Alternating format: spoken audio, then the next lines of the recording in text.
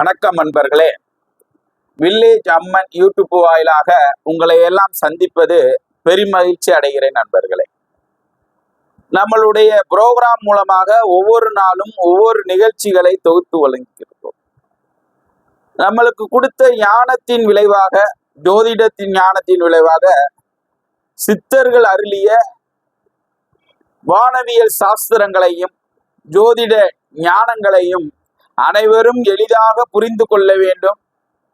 இந்த உலகத்தில் ஜோதிடம் என்பது உண்மை, அதனுடைய உண்மை கருத்துக்களையும் அந்த ஞானங்களையும் அனைவரும் புரிந்து கொள்ளும் வகையில் எளிதாக உங்களுக்கு சொல்லி இருக்கிறேன் நண்பர்களே. ஒவ்வொருடைய ஜாதகத்திலும் நம்மளுடைய விதி பலன் கர்மா என்று பலனின்படியே ஒவ்வொருவருடைய வாழ்க்கையின் பிறப்பு முதல் இறப்பு வரை நிர்ணயிக்கப்படுகிறது. அதை நிகழ்ந்த காலம், வரக்கூடிய காலம், வரும் காலம் என்று 3 வகையாக பிரிக்கக்கூடிய அமைப்பு உருவாகிறது. ஒருவனுடைய மனிதனுடைய வாழ்க்கையை அவன் எப்படிப்பட்ட மனிதனாக இருப்பான், வாழ்க்கையில் எந்த உயரத்திற்கு போவான், எந்த மாதிரி பிரச்சனைகளை எல்லாம் சந்திப்பான், எந்த காலத்தில், இப்படி எண்ணற்றத்தை நாம் சிந்தித்து நம் அறிவுக்கு எட்டியவாறு ஜோதிட ரீதியாக நாம் சொல்லி வருகிறோம். அப்போ ஒவ்வொரு கருத்தும் மனிதனுக்கு தன் வாழ்நாளில் ஒரு தைரியத்தையும் ஒரு தன்னம்பிக்கையும் ஒரு எழுச்சியையும் கொடுப்பதற்கு இந்த ஜோதிட கலை என்பது மிகவும் முக்கியமான கலையாக இன்று அமைகிறது. அப்ப இந்த அனுபவ கலையின் மூலமாக ஒவ்வொருவருடைய வாழ்க்கைக்கு தேவையான பிரச்சனைக்குரிய தீர்வை நாம் அளிக்கிறோம். அப்படிப்பட்ட நிகழ்வுகளை எல்லாம் அற்புதமான தகவலை தருவது இந்த ஜோதிட கலை. அப்ப பிறப்பு முதல் இறப்பு வரை மனிதனுடைய வாழ்ந்த காலத்தை கணக்கிட்டு அதை அறிவுபூர்வமாக சொல்லுவது என்றால் இந்த ஜோதிட கலை. இன்று நாம் காண்பது எதை பற்றினா, புத்திசாலித்தன பிள்ளை. எனக்கு பிறக்கக்கூடிய பிள்ளை புத்திசாலியா, அறிவாளியா, பொன்மன செம்மல் என்று சொல்வோம். மனம் என்பது பொன்னை போல் பொக்கிஷமாக இருக்க வேண்டுமா? பொன்னை எப்படி பாதுகாப்பாக வைத்து கொண்டால் எப்படி இருக்குமோ அது மாதிரி நம் மனதை பாதுகாப்பாக வைத்துக் கொள்ள வேண்டும். ஒருவருடைய மனத்தை குறிக்கக்கூடிய இடம் எது என்று கேட்டால் இந்த 5ஆம் இடம் தான் மனதை குறிக்கக்கூடியது. இந்த 5ஆம் இடத்தில் ஒருவனுடைய வாழ்க்கையின், அது மட்டுமல்ல குலதெய்வத்தையும் குறிக்கக்கூடிய இடம் 5ஆம் இடம். அவன் புத்திசாலியான பிள்ளையா, அறிவாளியான பிள்ளையா, அவன் செய்வதெல்லாம் நிச்சயம் நிறைவேறுமா, அவன் அன்பானவனா இல்ல கொடூர குணம் படைத்தவனா, இப்படி எல்லா செயலையும் சொல்லக்கூடிய இடம் இந்த 5ஆம் இடம். அப்போ ஒருவருடைய 5ஆம் இடம் என்பது அவன் எண்ணத்தை பிரதிபலிக்கிறது. அவன் எண்ணம் எளிதாக நிறைவேறுமா, நிறைவேறாதா நினைத்த எண்ணம். அப்ப அவனுடைய புத்தி என்பது அந்த 5ஆம் இடத்தில் செயல்பாட்டில் வைக்கிறது. அப்ப அந்த 5ஆம் இடத்தில் புத்தி என்பது நல் கிரகங்கள், நல் கோள்கள் என்று சொல்லக்கூடிய புதன், குரு, சுக்கிரன், சந்திரன், இந்த மாதிரி சுபக்கோள்கள் அங்கு இருக்கும் பொழுது அந்த குழந்தை அற்புதமான குழந்தையாக இருக்கிறது. அறிவு ஜீவி என்று சொல்வார்கள். அப்படி அறிவுள்ள குழந்தைகள், புத்தி உள்ள குழந்தை எங்கு போய் பிழைத்து கொள்ளும் அப்படின்னு சொல்லுவார்கள். அப்படிப்பட்ட புத்திசாலி தனமும் பொன்பான செம்மல் என்று சொல்லக்கூடிய குணம், எல்லோரையும் அன்பாக பழகக்கூடிய குணமும், எல்லோரிடம் எளிதாக பழகக்கூடிய குணமும், ஈவிரக்கம் சொல்லுவாங்க. ஒருவருக்கு மனிதாபிய குணம் என்பது மிகவும் முக்கியமானது. பார்த்த உடனே ஒருத்தவர் அடிபட்டு கிடந்தா ஐயோ பாவம் என்று தூக்குவது அது மனிதாபிய குணம். அதே பார்த்துட்டு அவன் கிடந்துட்டு போறான், குடிச்சிட்டு கிடப்பான், அப்படி சொல்றது மனிதாயமற்ற குணம். அப்ப இரண்டுமே அந்த குணத்தை பொறுத்து இந்த 5ஆம் இடத்தில் தான் வைக்கிறார்கள். அப்ப 5ஆம் இடத்தில் சுபகோள்கள் இருக்கும்போது அவர்கள் எப்படிப்பட்டவர்களாக இருக்கிறார்கள்? எல்லோரிடம் அன்பாக பழகக்கூடியவர்கள், ஒழுக்க சீலர்களாக இருக்கிறார்கள். சொல்ல போனா அப்ப எல்லோரிடம் அன்பாகி பழகி அவர்களுடன் நட்பு பாராட்டி, இந்த பையனா நல்ல பையங்க, உங்க பையன் நல்ல பையன், அன்பானவன், எல்லாத்திட்டும் எளிதா பழகுவான், நல்லா படிச்சிருக்கான், ஆனா அந்த இதே கிடையாதுங்க, தன்மையான குணமுள்ள பையன் அப்படின்னு சொல்லக்கூடிய இடம் இந்த 5ஆம் இடம் தான். அப்ப 5ஆம் இடத்தில் சுபகோள்கள் இருந்தால் நல்ல அருமையான புத்திரர்கள். அவர்கள் படிப்பு, அறிவு, செயல்திறன் எல்லாத்திலுமே அவர்கள் நினைத்ததெல்லாம் வெற்றி அடைவார்கள். சில பேர் சின்ன குழந்தைகளே சொல்லிட்டு வருவாங்க, நான் போலீஸ் ஆக போறேன், நான் கலெக்டர் ஆக போறேன், நான் டாக்டர் ஆக போறேன்.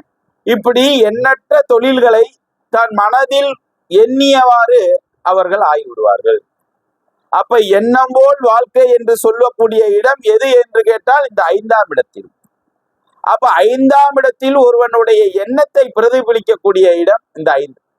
அப்ப என்ன எண்ணுகிறாயோ அதன்படியே நீ ஆவதற்கு இந்த 5ஆம் இடம் சொல்லுகிறது. அப்ப 5ஆம் இடத்தில் சுபகோள்கள் என்று சொல்லக்கூடிய புதன், சுக்கிரன், சந்திரன் இந்த மாதிரி சுபகோள்கள் இருந்து விட்டால் நீங்கள் கவலைப்பட வேண்டியதே இல்லை. சூரியன் அவர்கள் எப்படியும் அறிவுள்ள பிள்ளைகளாகவும் அடுத்தவர்களில் குணமறிந்து செயல்படக்கூடியவர்களாகவும் எந்த இடத்தில் போனாலும் கெட்ட பெயர் இல்லாதாரு நல்ல பெயர் வாங்கி வந்து இந்த பையனா இவருடைய மகனா அற்புதமான குழந்தை. ஒரு தாய் தகப்பனை பார்த்தவுடன் உங்களுக்கு எத்தனை குழந்தை என்று சொல்லக்கூடிய இடமே இந்த 5ஆம் இடம் தான். அந்த வாரிசை குறிக்கக்கூடிய இடமும் இந்த 5ஆம் இடம் தான். ஒருவனுக்கு அந்த வாரிசு என்பது நல்வழியில் அந்த குழந்தைகளை பெற்று தாய் தகப்பன் நல்வழியில் வளர்க்கும் ஒழுக்க நெறிமுறைகளை கடைபிடிப்பதெல்லாம் இந்த 5ஆம் இடத்தை தான் சொல்லுகிறோம். அப்படி ஒரு தாய் தகப்பன் ஒழுக்கத்துடன் அந்த குழந்தையை வளர்ப்பதற்கு இந்த 5ஆம் இடம் முக்கியமாக அவர்களுக்கு அமைகிறது. அப்ப 5ஆம் இடத்தில் அந்த கர்ம வினையின்படி நற்கோள்கள் அமைந்தால் அவர்கள் நல்லவர்களாகவும் இந்த சமுதாயத்தில் அவர்கள் மேம்பட்டவர்களாகவும் உயர் புகழ் அந்தஸ்து இந்த மாதிரி செல்வாக்கு மிகுந்தவர்களாக இருக்கிறார்கள். அதே மாதிரி 5ஆம் இடத்தில் பாவகோள்கள் என்று சொல்லக்கூடிய ராகு, கேது, சனி, செவ்வாய் இந்த தீய கோள்கள் அங்கு இருக்கும் பொழுது அவர்கள் எண்ணமெல்லாம் கொடூர செயல்களில் இருக்கும். சில பெண்கள் எல்லாம் பார்த்தனே சொல்லுவாங்க, பாரு எவ்வளவு நகை போட்டுட்டு வராண்டு, அவ புருஷன் எங்க போய் கொள்ளையடிச்சிட்டு வந்தானோ, யார்கிட்ட திருடிட்டு வந்தானோ, யார் சொத்தை அபகரிச்சானோ, இப்படி எல்லாம் சொல்லுவது ஒரு பெண்ணுடைய குணமாக இருக்கும். அதே மாதிரி ஒரு பையன் பார்த்தனே சொல்லுவான், R1 பைக்லன்னு இவன் திருட்டுனாய், எங்கேயா திருடி உங்க அப்பா எங்கிட்டாச்சும் திருட்டு வந்திருப்பான், அதனாலதான் அவங்க அப்பன் பைக் வாங்கி கொடுத்துட்டான். அப்படி கொடூர எண்ணம் படைத்தவர்கள் எல்லாம் இந்த ராகு, கேது, சனி, செவ்வாய் இருக்கும்போது இந்த எண்ணம் இருக்கும். அடுத்தவர்களை கண்டாலே அடிக்கணும். ஒருவர் நல்ல புது ஆடைகள், புத்தாடைகள் இந்த மாதிரி உடைகளை உடுத்தி வரும்போது அவர்கள என்ன செய்வார்கள்னா அதை பார்க்கும் பொழுது இவர்களுக்கு பிடிக்காது. ஒருவர் பைக் வாங்கிட்டு வந்தா பிடிக்காது, ஒருவர் வீடு கட்டினால் பிடிக்காது. இந்த மாதிரி எண்ணம் கொடூர எண்ணங்களை கொண்டவர்களாகும். ஒருத்தவரை பார்த்தனே இவன் கிடக்கான், நாசமா போனவன், இவன் நல்லா இருக்க கூடாது, அப்படி எண்ணம் படைத்தவர்கள் எல்லாம் இந்த ராகு, கேது, சனி இந்த பாவக்கோள்கள் அங்க இருக்கிறது. அந்த பாவக்கோள்கள் இருக்கும்போது அவர்கள் எண்ணம் என்பதெல்லாம் தீயவையை நோக்கியே போகிறது. அப்ப நல்லதையே அவர்கள் எண்ணுவது இல்லை. அப்ப எல்லா சிந்தனைகளும் ஒன்று சேர அவர்களுக்கு என்ன ஆகிறது, தன் மனதாரையே அவர்களை தீயவர்களாகவும் கயவர்களாகவும் தானே மாற்றிக்கொள்கிறார்கள்.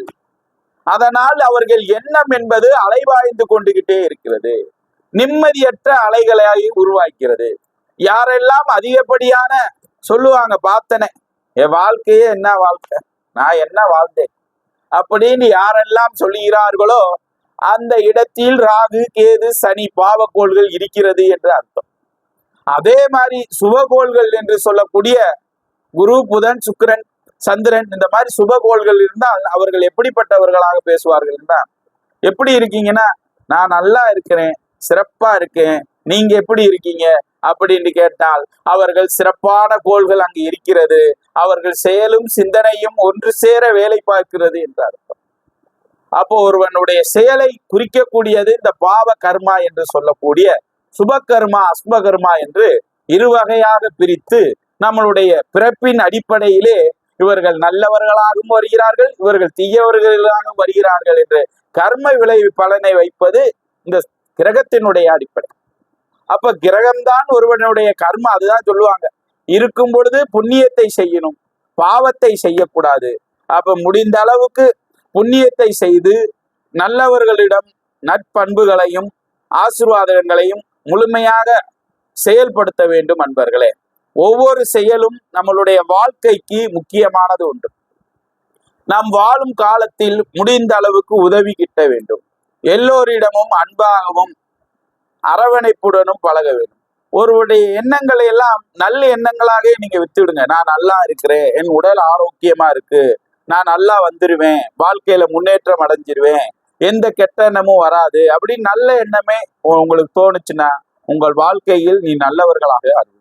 தீய எண்ணம் மட்டும் உங்கள் வாழ்க்கையில் வரவே கூடாது. அடுத்தவனை கெடுத்தனும் அவன் வாழ்க்கையை சீரழிக்கணும் அப்படின்னு எண்ணம் உங்களை ஆணா இருந்தால் பெண்ணா இருந்தாலும் வந்தா எண்ணிய எண்ணம் போலே உன்னுடைய வாழ்க்கை என்று சொல்கிறார்கள். நீ என்ன எண்ணுகிறாயோ அதவே உனக்கு கொடுக்கும் இந்த வாழ்க்கை. அப்ப இந்த பிரபஞ்ச சக்தியின் மூலமாக எப்பொழுதுமே ஒரு மனிதன் நல்ல எண்ணங்களை குறிக்கக்கூடிய இடம் இந்த 5ஆம் இடம். உங்கள் வாழ்க்கை என்னையெல்லாம் நிறைவேறுவதற்கு வாழ்த்து கூறி விடைபெறுகிறேன் நண்பர்களே. இந்த வீடியோ பிடிச்சிருந்தா சப்ஸ்கிரைப் பண்ணுங்க, ஷேர் பண்ணுங்க, லைக் பண்ணுங்க, கமெண்ட் பண்ணுங்க. நன்றி, வணக்கம்.